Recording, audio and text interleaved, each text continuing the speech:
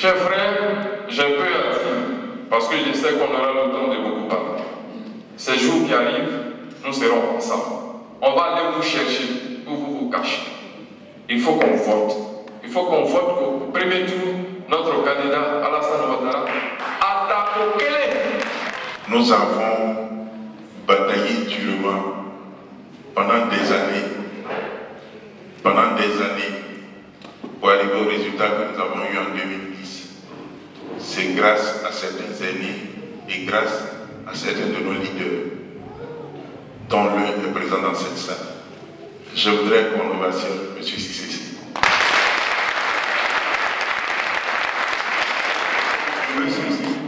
Pour confirmer l'engagement qu'ils ont pris avec le président Ouattara en 2010, pour le confirmer encore, ils sont là avec nous, avec vous, pour donner le Atakokele.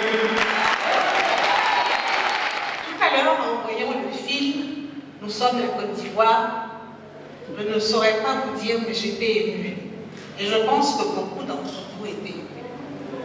Si nous sommes ici dans la salle, malgré la diversité de nos engagements, de notre intégration, de notre travail, c'est que quelque part, cette parcelle de Côte d'Ivoire qui est en nous est là et demeure.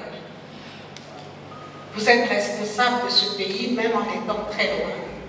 Et je voudrais encore, comme les autres, vous dire merci d'avoir pris le temps de venir là ce soir pour que nous partagions ensemble la Côte d'Ivoire.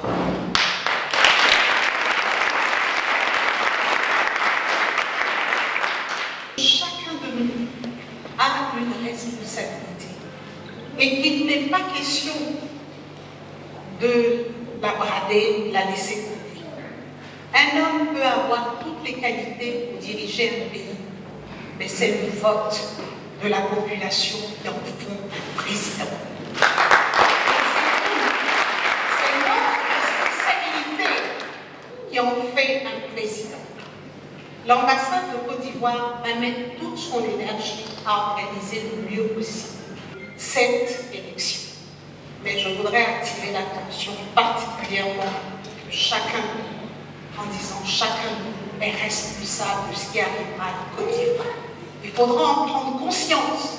Le vote de chacun va déterminer notre avenir et plus grave encore, de l'avenir de la Côte d'Ivoire dépend l'avenir de la sous-région.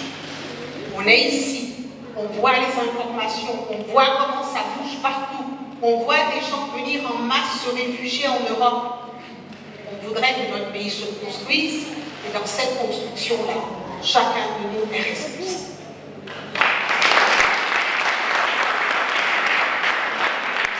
Dans cette prise de conscience, je voudrais m'adresser particulièrement à nous. Les femmes, nous n'avons pas le droit de ne pas voter. Il y a des femmes qui sont mortes parce qu'elles se sont battues pour que les femmes aient le droit de vote. On nous a servi sur un plateau, à travers notre constitution, d'avoir ce droit de vote.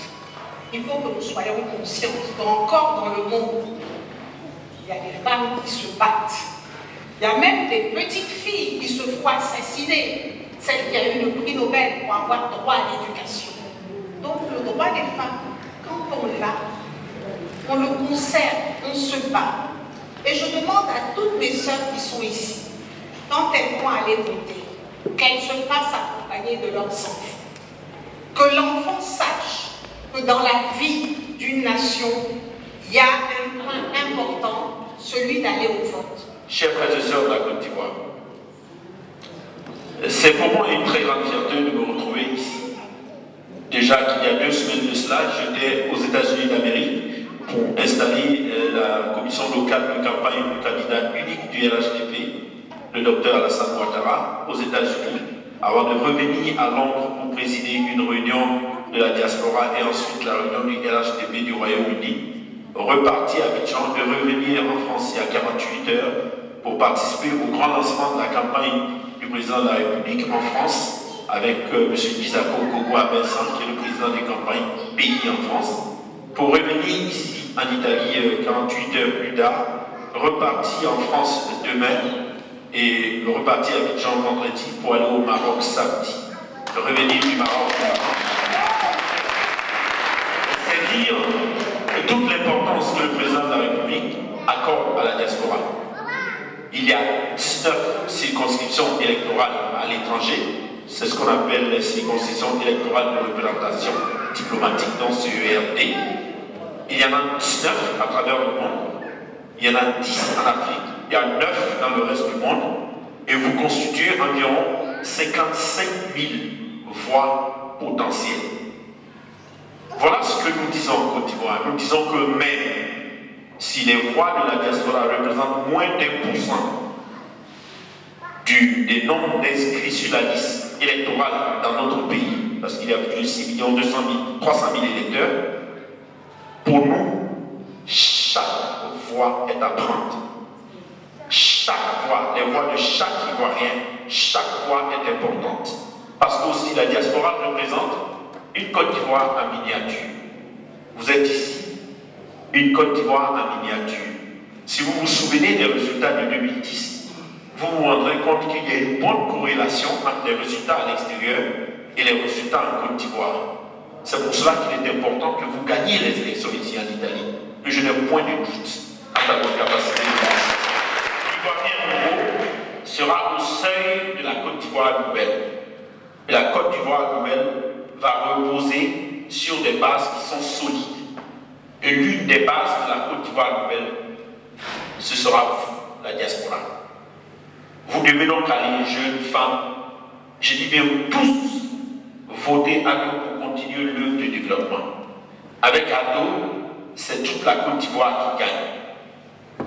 Vous m'avez compris, il y a un seul choix à faire en Côte d'Ivoire. Et ce choix, c'est avec ADO. Parce que le développement, c'est là. Parce que c'est quelqu'un qui est fondamentalement attaché à notre pays. Et qui, chaque jour que Dieu fait, réfléchit à comment l'améliorer.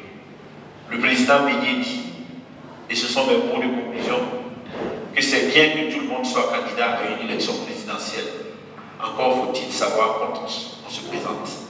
Le candidat du RHDP s'appelle Alassane Ouattara et il est inégalable. C'est celui qu'il faut à la Côte d'Ivoire.